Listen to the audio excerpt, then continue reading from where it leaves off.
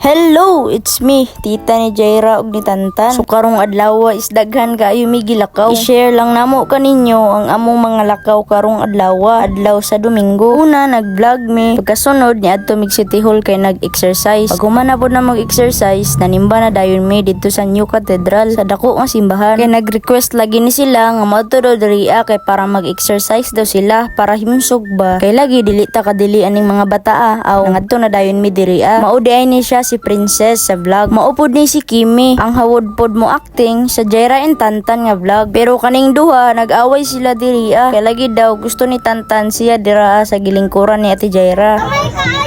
Pag ganindot jud diri mag-exercise sa New City Hall no diri sa Tagum. Kay tanan tao pwede diriya ug allowed ang tanan nga moadto diriya. Bisag unsa laging orasa, walay problema. Pwede kayo ka makapasingot diriya. Ug pag human nila exercise na malit mi og buko nya nagsayaw-sayaw si Tantan diriya kay lagi daw bugnaw kaayo. Og ngapil si Kimi diriya nga hagpud kaayo mo sayaw.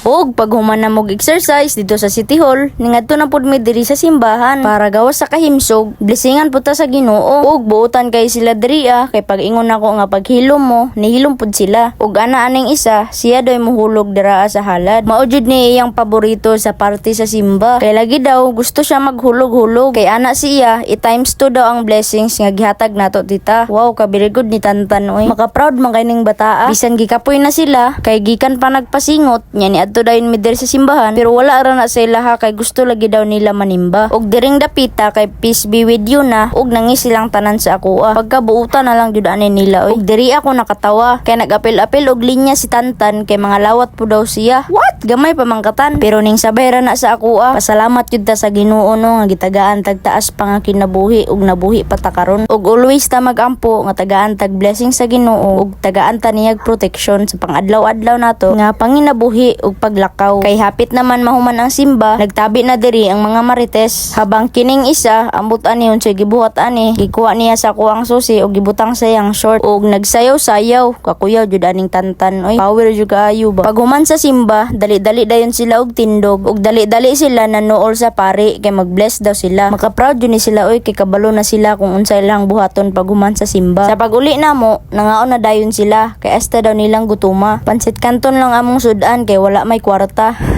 O basta na isudan, okay na basta makabusog lang. Di ba guys? Basta kay kining mga girls sige og tabi, awa wala na hurot ilang mga kanon. Pag guman og kaon, gisundo na dayon namo ning mga boring. Gikan sila nagsamgyup og niadtog Gmall, nagpasundo ang mga bigatla. Og maoro to guys, daghang salamat. Mua.